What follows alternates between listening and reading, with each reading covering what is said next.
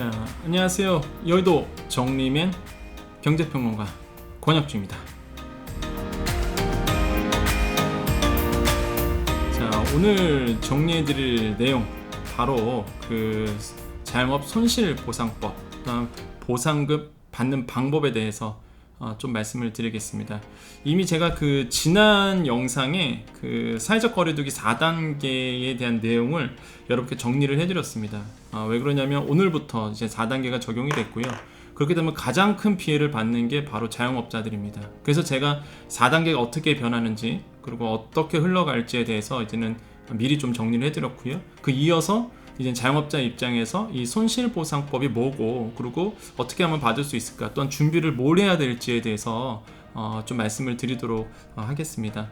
자, 자영업 손실보상법이 뭐냐면요, 여기서는 제가 7월부터 국회에 통과됐다라고 말씀을 드렸는데, 그게 뭐냐면 내가 이제는 정부로부터 아니면은 공공기관으로부터 여기 나오죠, 공권력 행사에 의해서 재산상의 특별한 손해를 당했을 때에 이거에 대해서 재산상의 보상을 받는 거를 우리가 손실보상이라고 얘기합니다. 다시 한번, 여러분께서 자영업자들이시죠. 자영업자들이신데 지금 코로나19로 인해서 어쩔 수 없이 지금 정부에서 영업 제한이라든지 아니면은 우리가 영업에 대해서 규제를 하고 있습니다.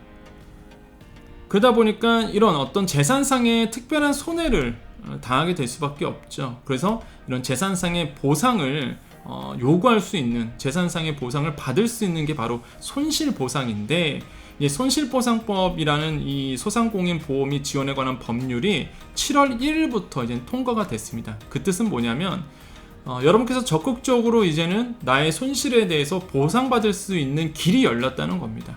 사실 이 손실보상이라는 거는 토지 수용할 때에 사실 토지 소유할 때도 이 재산상의 보상을 받을 수도 있고, 이번에 이제는 이 7월 1일에 통과된 소상공인 보험 및 지원에 관한 법률 일부 개정을 통해서 이제는 소상공인들도 이런 코로나로 인해서 내가 영업을 못하게 되거나 재산상의 피해가 생겼을 때 손실을 보상받을 수 있는 길이 이제는 열린 거죠. 자, 개념 정리되시죠? 그래서 7월 1일에 국회 본회의에서 통과됐다는 겁니다. 제가 이거를 왜 말씀을 드리냐면, 이제는 여러분께 권리가 생겼다는 걸 말씀을 드려요. 이제는 당당하게 나의 재산상 손해에 대해서 강하게 이제는 요구할 수가 있게 되는 길이 열렸다라는 게 핵심입니다. 다만 업계가 요구하는 이제는 과거 기간에 대한 소급 적용은 사실 빠졌습니다. 그 뜻은 뭐냐면, 작년에 2020년에 정부가 하지 말라 그래서 일하지 말라 그래서 장사하지 말라 그래서 안 했는데, 그거에 대한 손실은 어떻게 하느냐, 이거에 대한 소급 적용이죠. 그 과거 거에 대해서는 소급 적용을 안 하기로 했습니다. 조항이 빠졌죠. 이미 알고 계신 분들 계시죠. 그래서 과거 건 안 돼요. 과거 거는 일단 지금 현재 거는 법의 통과에 의하면 과거 건 안 되는데, 지금부터는 되는 겁니다. 언제부터? 7월 7일부터. 왜냐면 이 소급 적용 범위는요, 여기서 말하는 과거 손실분에 대한 피해 지원 일부의 형태로 보존한다. 이거는 뭐냐면 과거 손실분의 피해 지원 형태로 일부 보존한다. 이 뜻은 아마 신문에서도 많이 나올 거예요. 이거는 과거 걸 보상해 준다는 얘기가 아니라 우리가 그 버팀목 플러스처럼 정부의 지원에 의해서 그런 형태로 이제 보존한다는 얘기입니다. 또 한 가지는 이제는 이 소급 적용 범위는 7월 7일부터, 그러니까 공포일부터 시행일까지 3개월이다. 이 개념은 뭐냐면 이 법이 7월 7일부터 공포가 됐습니다. 시행일은 언제냐면 3개월 후부터예요. 원래는 3개월 후부터가 이 법이 적용이 돼야 되는데 3개월 후부터 피해받는 것을 보상해 주는데, 근데 공포일부터는 소급 적용을 하겠다는 얘기입니다. 무슨 얘기냐? 그냥 그렇게 생각하시면 돼요. 7월 7일부터 내가 정부에서 하지 말라고 해서 내가 장사 안 했어. 그럼 7월 7일부터 발생하는 손실에 대해서는 보상을 받을 길이 열린다는 얘기입니다. 개념 정리되셨죠? 정확히 이해되셨죠? 다시 한번 정리해드리면 그냥 어려우시면 다 그냥 잊어버리시고요. 그냥 7월 7일부터 정부가 장사하지 말라 그랬어. 그때부터 발생하는 7월 7일부터 발생하는 손해, 그때부터 발생하는 손해는 내가 당당하게 손실보상법에 의해서 요구할 수 있다는 얘기입니다. 물론 얼마를 보상할지는 아직 정해지지 않았습니다. 그거에 대해서는 좀 이따가 제가 말씀을 드릴게요. 자, 손실보상제 적용 볼까요? 정부는 지난 추경을 통해서 28일 소상공인지원법 개정에 따라 7월 이후에 집합금지 제한 조치로 인한 심각한 손실을 입은 소상공인 손실을 보상하는 데 이미 추경에서 6천억 원을 편성을 했습니다. 이거는 4단계, 오늘 4단계 됐죠? 이거 생각하기 전이었어요. 그래서 제가 봤을 때는 이거 금액 더, 물론 추경 때 이미 정해져 있지만 아마 더 크게 늘릴 수밖에 없을 겁니다. 4단계가 됐기 때문에. 자, 올해 7월에서 9월의 피해분은 이제 올해 집행합니다. 원래는 7월 7일부터 공포일이고 3개월 후부터 시행이 돼서 3개월 후부터 되는데 이거 미리 집행하였던 얘기예요. 미리 7월부터 9월 피해분은 올해 집행하고 10월에서 12월 피해분은 내년에 집행하는 계획으로 정부는 가지고 있습니다. 이 부분도 굉장히 중요하죠. 자, 7월 12일부터 25일까지 자 2주간 서울, 경기, 인천에 뭐가 됐죠? 4단계가 적용이 됐죠. 그래서 이번에 그 유흥업소라든지 기본적으로 영업 제한을 받았던, 영업 규제를 받았던 이런 업체들이 2주 더 연장이 됐습니다. 지금 그 집합 금지 제한 조치. 그래서 아마 심각한 피해가 또 자영업자들한테 일어나겠죠. 새로운 사회적 거리두기 4단계로 인해서 집합 금지, 영업 제한, 다중시설 이용시설을 총 96만 개로 추정이 됩니다. 엄청나죠. 이 영상은요 사실 자영업자를 위한 영상이죠. 그래서 아직도 많은 분들이 댓글 읽어보면 좀 안타까운 부분이 있습니다. 댓글 읽어보면서 자기는 너무 늦게 봤대요, 제 영상을. 그래서 버팀목 플러스도 지원을 못했다. 또 오늘 댓글을 누가 어떤 분이 주셨는데 나이 드신 분들은 전혀 몰랐다고 해요. 그 버팀목 플러스 추가되는, 그러니까 추가사항. 버팀목 플러스가 순서가 어떻게 됐어요? 처음에는 이렇게 할 거야 하다가 난리가 나니까 추가 받았죠. 추가 수정해갖고 기간을 늘려줬잖아요. 그 분기별로, 반기별로 또 해주고. 이걸 모르셨대요. 우리 장년층 분 중에서 전혀 못 받았다고 합니다. 그래서 오늘 댓글 남겨주신 분 읽어보니까 그래서 막 분노를 한다. 안타까운 게 제가 그 영상을 이제 시작했습니다. 이제 유튜브를 이제 시작해서 많은 분들이 아직 구독을 안 하셨어요. 그래서 만약에 영상 보신 분들은 좋은 정보 계속적으로 업데이트 할 거니까 구독을 눌러주시면 좋겠습니다. 자, 손실보상법은 지난 7일 이제 공포가 됐죠. 그래서 보다 법률에 대한 시행령 규칙을 통해 3개월 뒤부터 시행하게 돼요. 아까 말씀드렸죠. 하지만 7월 7일부터 공포 이후에 발생한 손실보상부터 이때부터 보상 범위에 이제 들어가게 됩니다. 그래서 7월 7일부터 발생하는 손실, 그때부터는 여러분 이제 보상을 받을 수가 있게 된다. 다만 3개월간 시행 규칙을 만드는 과정에서, 그렇죠? 3개월간 이제 시행 규칙을 만듭니다. 누가? 중소벤처기업부가 세부안을 이제 만들 거예요. 그래서 구체적인 보상 범위 아직 결정되지 않았습니다. 제발 좀 여러분 팩트 있는 정보를 보세요. 계속 많은 분들이 손실보상 얼마 받는다, 저거 받는다, 여러분 그런 거 휩쓸리지 마십시오. 팩트는 뭐다? 아직 안 나왔어요, 여러분. 괜히 이런 거 기대 너무 많이 하셔갖고 또 이렇게 막 분노하시지 마시고요. 팩트는 뭐다? 3개월 동안 누가 중소벤처기업부가 세부안을 만들 겁니다. 보상범위 나올 거예요. 이때 얼마만큼 주겠다, 어느 정도 보상해 주겠다는 나올 거기 때문에 조금만 기다려 주십시오. 그거 나오는 대로 또 제가 정리해 드릴게요. 자, 지원 대상 궁금하시죠? 우선 지금까지 나온 거, 우선 집합 제한, 영업 제한 조치에 피해를 받은 소상공인들이에요. 사실 이게 손실보상법에 집합 제한과 영업 제한입니다. 영업 제한. 그런데 손실보상 심의위원회 심의 결과에 따라서 소기업도 지원이 가능하도록 되어 있습니다. 소기업은 뭐예요? 일반 기업을 얘기합니다. 일반 기업. 한마디로 집합 제한, 영업 제한에 해당하지 않는 기업들도 심의위원회를 심의 결과에 따라서 이런 분들도 이제 지원이 가능하도록 되어 있습니다. 하지만 우선순위는 뭐다? 집합 제한과 영업 제한, 이런 분들이에요. 집합 규제를 받았던 분들. 자, 지원 금액은 방역 조치 수준, 기간, 신청인의 소득 규모를 다 따지도록 되어 있습니다. 그래서 종합적으로 고려해서 사업소득 감소분이에요. 사업소득 감소분. 이것도 명확하게 알아야 되겠죠. 아직은 기준은 안 나왔는데 우리가 제 정보통에 의하면 사업 감소분 기준으로 아마 그 퍼센테이지로 아마 정해질 것 같습니다.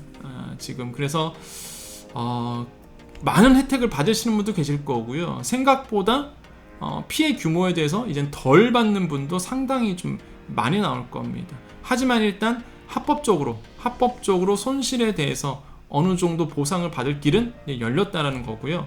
자, 인건비와 임차료도 추가로 이제 반영할 방침으로 있어요. 이거 핵심이죠. 이거 핵심입니다. 인건비도 이제 포함이 되고요. 임차료도 추가로 이제 반영할 방침이기 때문에 이런 부분들이 이제 좀 빨리 진행이 돼야 되겠죠. 저도 물 좀 먹고요. 잠시만요. 여러분도 한 타임 쉬시죠. 물 먹으면서. 자, 국세 신고 자료 등을 활용해서 이것도 별표 5개 쳐야 되네요. 국세 신고 자료입니다. 결국에는 정부, 그러니까 국세청에 신고된 이 금액에 대해서 아마 이제 활용을 할 거고요, 당연히.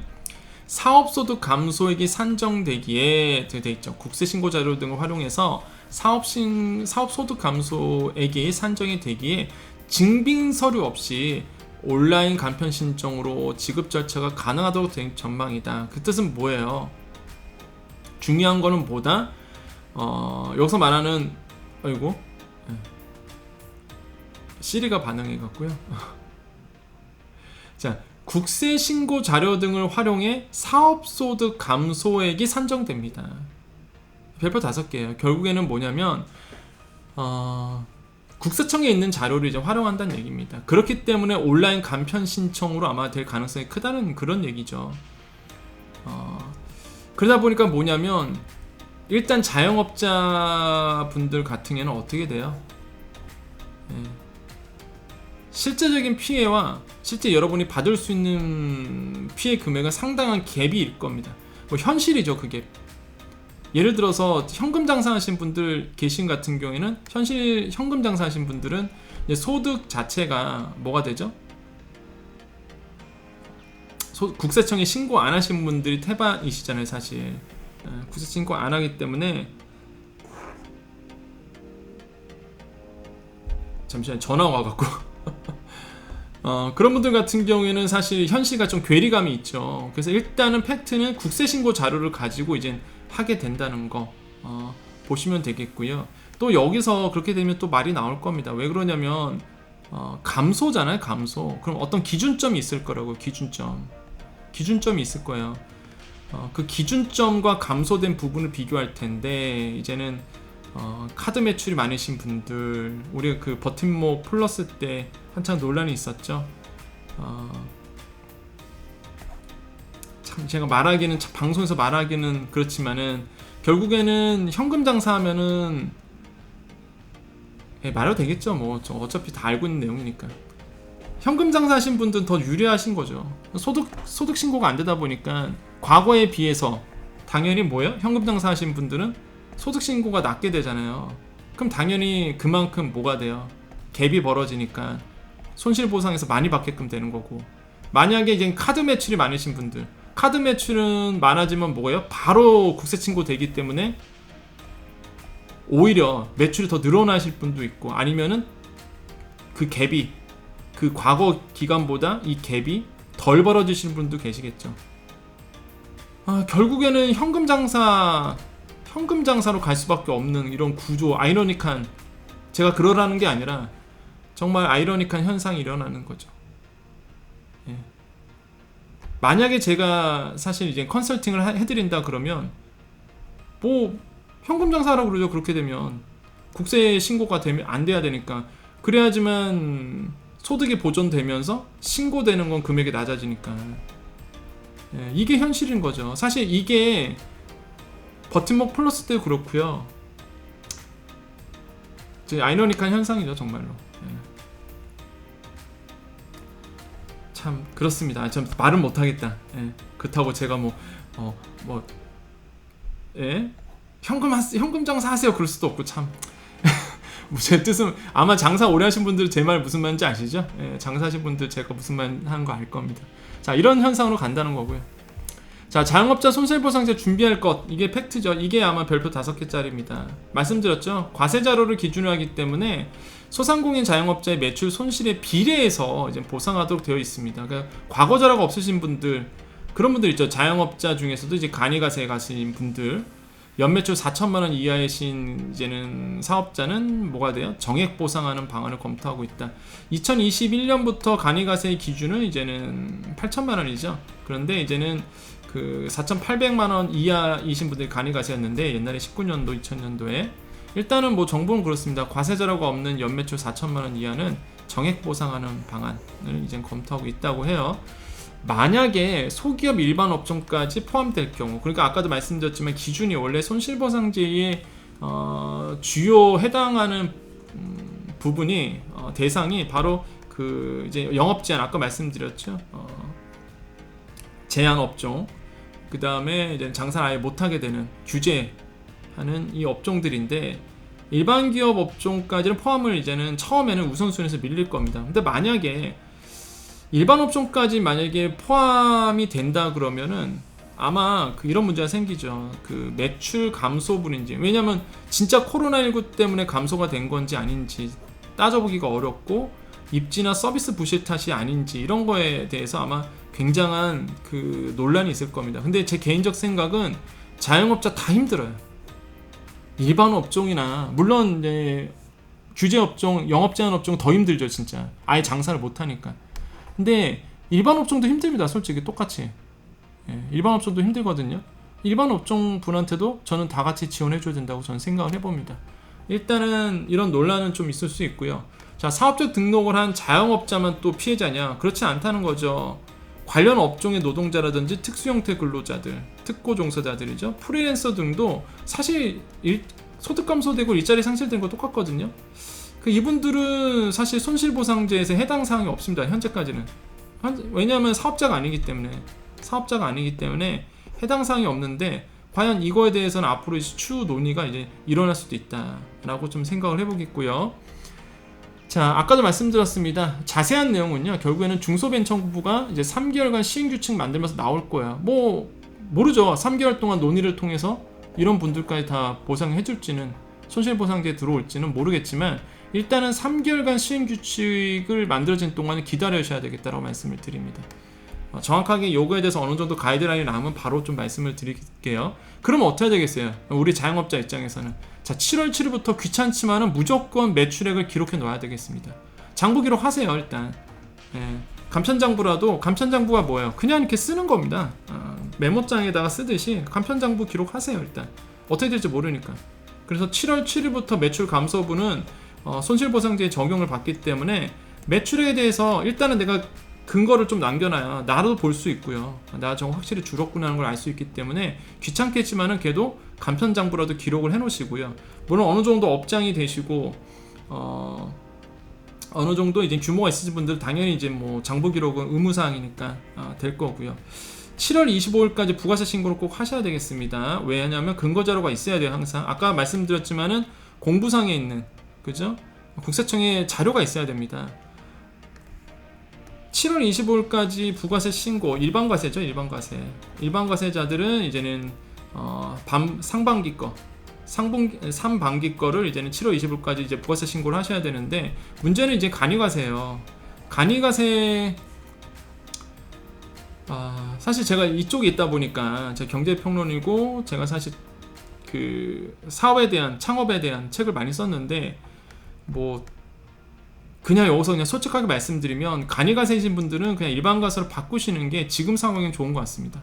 간이과세가 전혀 지금 뭐 보상이나 지원에서 다 빠지고, 예외로 다 빠지고 있거든요 지금. 근데 일반과세로 바꾼다고 해서 세금이 더 나오거나, 일반과세 바꾼다고 해서 뭐 물론 부가세율이 다르기 때문에, 부가세율이 이제 10%고 간이과세는 간이과세율을 받기 때문에 부가세율은 다르죠. 근데 뭐 지금 상황으로 가면 간이과세는 완전하게 뭐 지금 열애예요. 완전히 차라리 일반 가사를 바꿔서 이런 지원 제도에 해당하는 게 낫지. 아무튼 이거는 뭐 개개인마다 다르기 때문에 꼭 제가 뭐 일반 가사를 바꿔라 그럴 수도 없는 거고, 아무튼 좀 간이가세 입장에서는 불만의 목소리가 굉장히 높습니다. 일단은 7월 25일까지 부가세 신고를 꼭 하십시오. 당연히 간이가세는 의무사항이 아니니까 해당이 안 되고요. 일반 가세 분들은요 꼭 부가세 신고 하십시오. 1월 25일까지 잊지 말고 해달라는 얘기입니다. 잊지 말고 해달라. 그래서 이제는 분명히 이제는 부가세 반기별로 또 자료가 필요하니까, 또 19년도 이후에 부가세 및 종합소득세 누락돼 있다면 꼭 신고하십시오. 요것도 근거자료 만드셔야 돼요. 왜 그러냐면 뭔가 자료가 있어야 비교치를 한다니까요. 이미 버팀목 플러스 때 저랑 같이 얘기 나누신 분들은 아마 다 소득 신고하셨겠지만, 일단은 19년도 이후, 보통 2019년도를 자꾸 정부가 기준을 삼으니까 혹시나 이제는 자료가 없으신 분들, 소득세 신고 안 하셨던 분들은 누락 신고 꼭 하십시오. 기간 이후 신고 하셔갖고요 꼭 자료를 만들어 놓으세요. 매출 하락분 있으신 분들. 종합소득세는요 참고사항으로 기한 후 신고가 있습니다. 기한 후 신고가 있기 때문에 5년 내로만 신고하면 뭐 혹시 내가 환급 받을 일 있으면 환급이 가능하시고요. 이제 다만 이제 늦게 신고했잖아요. 가산세는 발생합니다. 그래서 따져 보셔야 되겠죠. 내가 가산세가, 근데 당연한 거 아닌가요? 사업하는데 당연히 떳떳하게 종합소득세는 신고하는 게 뭐 당연한 건데, 그래도 혹시나 까먹고 못 하시는 분들은 꼭 하십시오. 근데 가산세는 발생합니다. 예를 들어서 두 가지 경우인데, 신고를 아예 신고 자체를 안 하신 분들이 있어요. 그런 분들은 납부세액이 20%를 가산세를 냅니다. 근데 신고는 했는데 납부 안 하신 분들 있죠. 소득세 신고를 했는데 돈을 안 내신 분들이 있어요. 이런 분들은 미납세액에 대해서 미납 기간 그리고 0.03%를 곱해서 금액을 이제 납부하게 됩니다. 뭐 어쨌든 간에 기간 후 신고가 있기 때문에, 일단은 소득 자료, 종합소득세 자료, 아마도 소득 자료가 꼭 필요해 보입니다. 어떻게든 간에 뭐 이것뿐만 아니라 이제는 5차 재난지원금, 희망회복자금도 마찬가지죠. 근거 자료가 있어야 돼요. 그래서 안 하신 분들은 꼭 해달라라고 말씀을 드립니다. 자, 지금까지 제가 좀 너무 또 길게 또 얘기하죠. 어쩔 수 없어요. 손실보상제 준비 잘 하시라고 말씀드립니다. 그리고 제가 손실보상제 구체적인 안이 나오면 또 말씀드릴 거예요. 다시 한번 말씀드리지만 7월 7일 이후부터 손실이 발생하는 거, 여러분 뭐 완벽하게는 아니더라도 퍼센테이지로 해서 아마 보상이 들어갈 겁니다. 그러면 뭐가 돼야 된다? 꼭 준비를 우리 잘 하자는 의미에서 이렇게 말씀을 드렸고요. 그래서 앞으로 이제 손실보상제 이슈가 뉴스에서 나오거나 여러 가지 얘기 나올 때 이제 이해할 수 있겠죠, 여러분. 자영업자들. 아하, 그렇구나 라는 걸 이제 이해할 수 있을 겁니다. 자, 다음 영상은요, 제가 그 경기도에 주소를 둔 프리랜서 분들을 위해서 좀 정리를 해드릴 건데, 이게 뭐냐면 2021년도 프리랜서 법률 자문 및 피해 상담 서비스라는 게 있습니다. 자, 요거에 대해서 제가 정리를 해드릴 거예요. 왜 그러냐면 프리랜서 하신 분들 굉장히 힘듭니다, 지금. 했는데 경기도가 재밌는 또 정책을 하나 냈어요. 그게 뭐냐면 이런 그 프리랜서들을 위해서 법률 서비스를 좀 자문해드리는 이런 어떤 정책이거든요. 서비스인데 굉장히 좋아 보입니다. 저는 정말로 필요했던 부분. 왜냐하면 돈 못 받는 거 되게 많죠. 일은 해줬는데 돈 못 받은 것들, 이런 분들에 대해서 법률 자문을 받으시면 좋거든요. 이런 거를 이제 경기도가 해준다고 하니까 이 영상, 다음 영상에서 제가 이거 빠르게 좀 정리를 해드릴게요. 제가 이렇게 이제는 말하고 나서 이제 다른 분들이 먼저 하는 거 아닌가 모르겠습니다. 자, 다음 영상에서 뵙고요. 여기까지 그 여의도 정리맨이었습니다. 사실 저는 경제평론가죠. 그래서 KBS나 아니면은 뭐 다양한 이제 공중파에서도 활동을 하고 있습니다. 그래서 유튜브는 늦게 시작했습니다. 그래서 구독자가 별로 안 돼요. 그래서 좀 안타깝습니다. 그러니까 제가 안타까운 게 아니라 실질적인 도움을 제가 방송하듯이 자료 정리 정말 열심히 하고요. 또한 신뢰 있는 팩트 있는 정보를 이제 시작하는 단계에서 하고 있는데, 많은 분들이 모르셔서, 아까도 댓글에서도 몰라서서 몰랐대요. 받을 수 있는 길을 자기는 기회가 있었는데 못 받았다 하시더라고요. 그래서 그게 아쉽더라고요, 저는. 그래서 꼭 도움이 되셨으면 구독과 좋아요 눌러주셔서 제가 정보 드리면 그때그때마다 제가 정리해드리는 정보 가지고 뭘 한다? 꼭 지원금을 받으시기를, 또한 도움이 될 수 있도록 해드리겠습니다. 자, 이건 쓸데없는 낙서는 지워야 되겠네요. 자, 여기까지 여의도 정리맨 권혁중이었습니다. 여러분 도움이 되셨다면 구독과 좋아요 눌러주시고요. 저에게 큰 힘이 되고 또한 영상을 만들 큰 힘이 됩니다. 자, 여기까지 여의도 정림의 권혁중이었습니다. 감사합니다.